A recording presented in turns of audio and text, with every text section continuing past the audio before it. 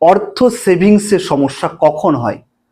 বাস্তুতে সাধারণত আমাদের যদি সাউথ ওয়েস্ট অর্থাৎ দক্ষিণ পশ্চিম যে দিকটা থাকবে, সেই দক্ষিণ পশ্চিম দিকে যদি আপনার ডিস্টার্বনেস থাকে, দক্ষিণ পশ্চিম দিকে যদি সমস্যা থাকে, তাহলে কিন্তু আপনার অর্থ সঞ্চয় হবে না বা অর্থ সেভিংস আপনি কোনো মতেই করতে পারবেন না।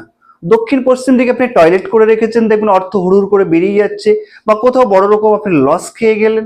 দক্ষিণ পশ্চিম দিকে কাটিং রয়েছে, দেখবেন সাউথ ওয়েস্ট অর্থাৎ দক্ষিণ দিকে এবং পশ্চিম দিকে যদি কোনো রকম বড় করে কাটিং থেকে থাকে, তাহলে কিন্তু সেদিকে কিন্তু আপনি কোনো রকম অর্থ সঞ্চয় করতে পারবেন না। তাহলে অর্থ সঞ্চয় করতে গেলে বাড়িতে সাউথ ওয়েস্ট দিকটা কিন্তু আপনাকে ভালো করে বিচার বিবেচ্য করতে হবে। সেখানে যদি ডিস্টার্ব থাকে, তাহলে আপনি যত টাকায় আয় করুন না কেন, প্রচুর টাকা রোজগার করছেন, কিন্তু কোনো মতেই দেখা যাচ্ছে যে আপনার যে মান্থলি